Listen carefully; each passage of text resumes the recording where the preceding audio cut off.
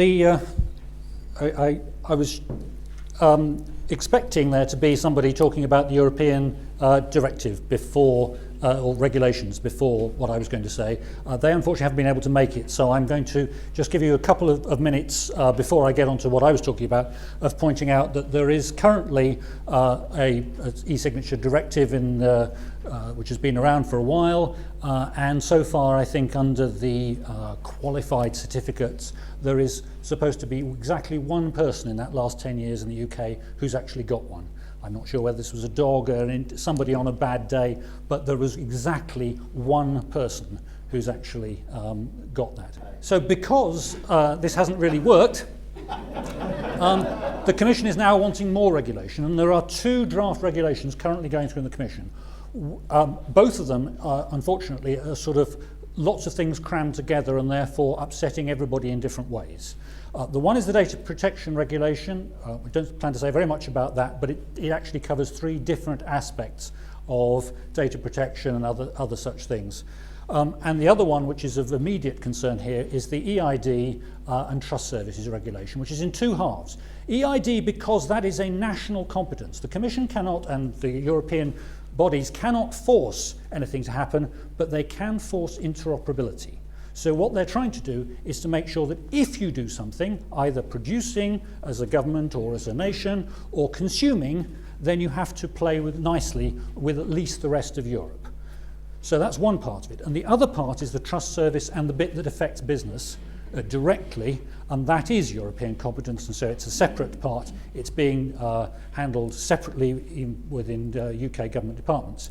But even that has three sections. One about signatures, one about seals, that is businesses being identified as businesses or organisations being interested as organisations, and thirdly, how you know who it is on the web. So this question of how do I know who it is that it's the government department or I'm getting through to them is currently under the European regulations. Unfortunately, it's at the stage where that's, of course, the last part of that, and people are still arguing about the first bit. So there's very little discussion about this. There's very little discussion about the ID part of the data protection regulation, but it's there. It's at the moment, you know, they've had their 3,300 suggestions on how it should change. They're now working on trying to put those together. It's all being done in secret. The way these things do it in Brussels, of course, there are then official leaks. So they save the bother of the Snowdens by actually making sure that somehow they leak these things. So we have leaked copies of the current state of the documents, but again, I can't say more than that as to where they're going. There is, however, unfortunately, a decision that was taken at the Council that said it's really important to get this EID stuff through under the current Commission, which maybe just give them enough rope to hang themselves. And there's the data protection one, which says it's very important to get it through because we need it in 2015, which half the people say means we have to do it now, and the other half say no, we can leave it till 2015. So not very clear as to what's going on in Europe. But from Britain, where we tend to ignore rather too much what's going to happen, we're stuck in a rather different position from most of the rest of them. So about a third of you were here at the same meeting on the same subject in January 2009, which Dave has kindly put up. I don't know whether he's solved the problem of no sound, but that is kindly available online. And part of the difficulty is that the government at that stage was saying, oh, we've got this ID card, we're having trouble rolling out. Will business come and help? Business, come on, it must be useful to you. And business said at that meeting very, very strongly, sorry, we told you what we wanted out of this, and you didn't listen. You positively decided you weren't going to have the things we wanted, and so guess what? We're not interested in supporting you, okay? Because we know that the things we asked for, in summary, if somebody comes in with your ID card, can we open an account? Answer, no. Well, then it doesn't give us anything else. It just gives us one more thing to worry about, and that's not helpful to us. So we didn't object to IDs on principle. We simply said, please, this functionality is what you need, and the then government said no, so business lost interest. So we went round again, and we've now got these, what were talked about as being standards before, but they're not. The good practice guides are guides for government only. Now, we were working with government to try and make those into British standards that were going to be of use to industry, And then the government pulled out and said, no, actually, sorry, we're just making these things up for ourselves. You can use them if you want to, of course. We're controlling them. We're going to update them every 6 months by our processes. And you're welcome to come once a month and talk to us about them and tell us what we think we're doing wrong and so forth. So you can see them in draft if you're interested, but they're ours. And they only satisfy our requirements. Well, people like Facebook and Google aren't interested in what little bits of government want, like UK. So at the moment we're faced with an uncertainty as to what's happening in Brussels. For example, the latest bizarre part of recital 13A is the obligation to recognise electronic identification means relates only to those means the identity assurance level of which corresponds to the level equal or higher than the level required for the service online in question. Member states should be free to recognise lower levels. What the heck does all that mean? Okay. Well, it's all written down. The problem is that somebody's got their bee in their bonnet that there are these levels. Now, it was mentioned earlier, there are three different aspects under the government system. There's the citizen, money and living, or whatever it is. Now, this is three-dimensional. And the DWP did a lot of good work on this, and they had a three-dimensional model. And they said, for these services we need this, and for these services we need that. And the Cabinet Office said, no, it's all one dimension. No, it's 3 dimensions. No, it's 1 dimension. You have to be in a line.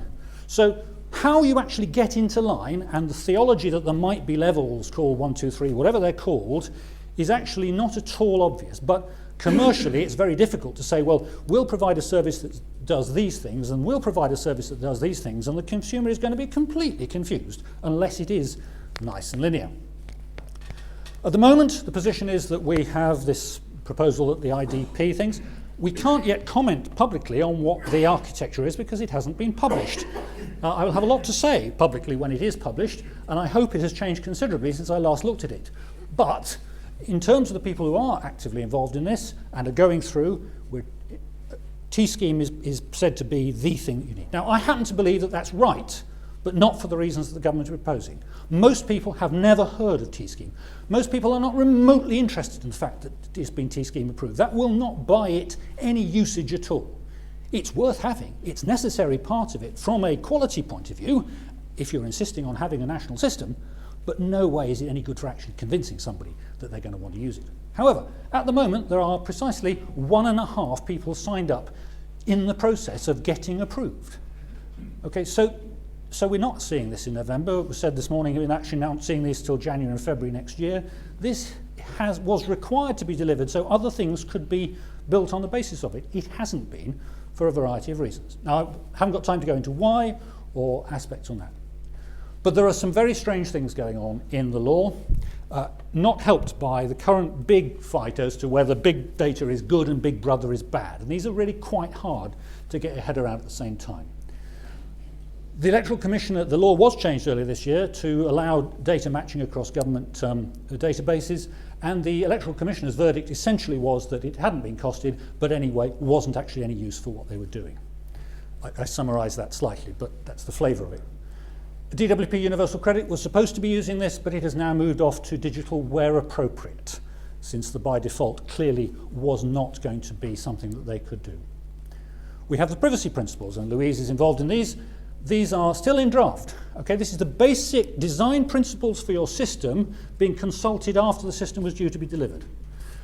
They're produced by unpaid volunteers, and they were going to have some workshops, but a presentation and the consultation online seems to be that. So we haven't actually discussed any of these things. Even people who put in large things have never been asked to explain a bit more or explain why anything's that. We had no feedback whatsoever.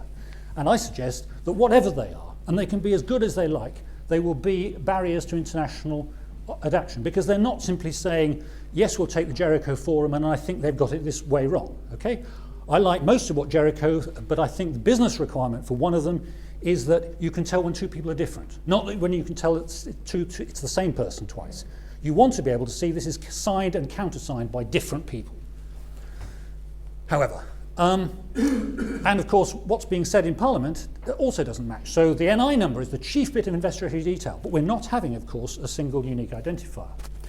We've also got Estonia being hailed as the big thing. Well, the number of illegals, or the number of people the government doesn't know about, is bigger than the number of people in Estonia. Tesco's and the sewage industry have a much better idea of how many people there are in the country.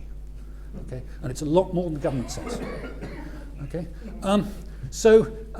They also have, absolutely fundamentally, a population register. And we don't.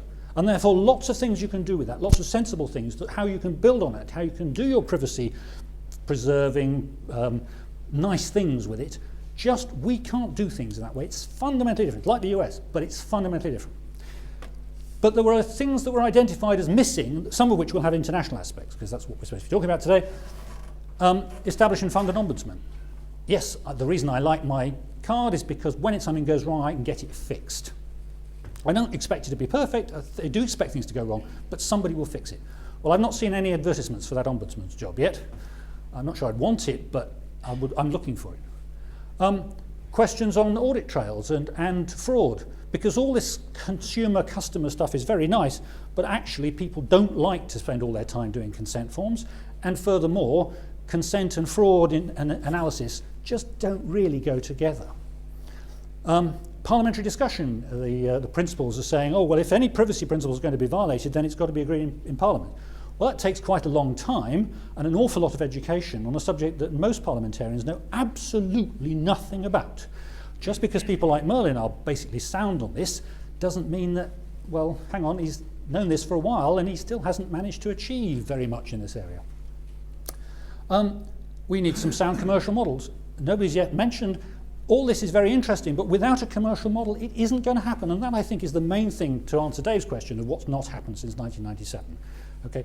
I mean, some of the beta tests actually look more like 1996 to me, with, type in the number here, log in with your username and password, print it out, sign it, and send it back. That really was 96, I think. Data matching and not sharing, all this theology. Yes, actually, I mean, they're right. There's a lot of good stuff in there, but nobody in the street is going to understand the subtle differences or care. Okay, they're just going to feel uncomfortable about it. And my main concern is to publish the architecture, because unless we have the architecture, we're going to be stuck. We can't comment on it. Stalk.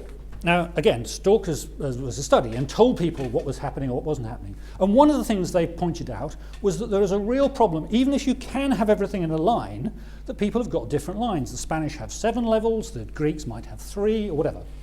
So if the North has 3 levels and the South has 4 levels, and Stalk has 2 levels, then you get this silly system here where, well, my C actually is equivalent to your gamma, but because there's an interoperability level, I can only count C as a 2. So when I'm interacting with you, that means my people only get to beta. And the other way around, my Bs only get to your alphas. So these levels are actually going to be, if we can indeed create and define what they are, these are going to be important, but they still don't actually make the things work in a way that people want. Because millions of people want these, and guess what? Hundreds of millions don't. So again, it's not clear that this is a priority. It's very interesting, but it's not necessarily a priority. Furthermore, you've got 2 sorts of lawyers. It's not just a common law issue, this. The northern ones, who have the what does it matter about signatures, it's as much as anything. So much of anything, I think, is the UK legal phrase. So if it's been signed in the context, yep, fine, click, signature on the end, emails, typing your name on the end of an email, doesn't matter what it is, that's signed. The southern lawyer mindset says there's a form that has to be gone through. This is the process. Either it satisfies or it doesn't. So I don't care about all your levels. Either it does what it does, and that's good enough, or it doesn't do it, and it's not good enough. So from a very simple legal perspective, they're saying there's only one level, whatever that is. You can argue about what it should be, but they want one level. All these other people have got different levels, like this is civil, this is criminal. Oh, and by the way, all interaction with government is basically under criminal law, not civil law, except for buying parking tickets. And anyway, you don't need to know who people are. So the levels, and the level 1 is self-asserted. So there's absolutely no point in having help from anybody else. If it's self-asserted, I don't need the post office to help me self-assert. Okay, I can tell you who I want to be considered as and where I want the emails to go. So there's a mapping problem anyway from system to system, even assuming you can do an ordering, and that's far from obvious. At least the UK got the message over that said, we need to have this functional. You know, the Spanish will say, oh, well, in order to get to level 3, you have to have a PKI, it's got to be on a card with an EAL, whatever it is. No, we've got to achieve a certain something. It's got to achieve whatever it is. And it's quite complicated what it is. So the different levels, as they're sort of generally emerging there, are civil, balance of probability, not clear how much government use there is. But most important, and it was mentioned earlier, authentication and enrolment are not the same thing, and the early GPG 43 clearly identifies this and focuses on the differences between them, and the later ones, it completely ignore this fact. So what can be done, both in terms of providers and consumers, by industry, very much is different in the authentication space from the enrolment. What you do about enrolling, what you do about authenticating are fundamentally different tasks.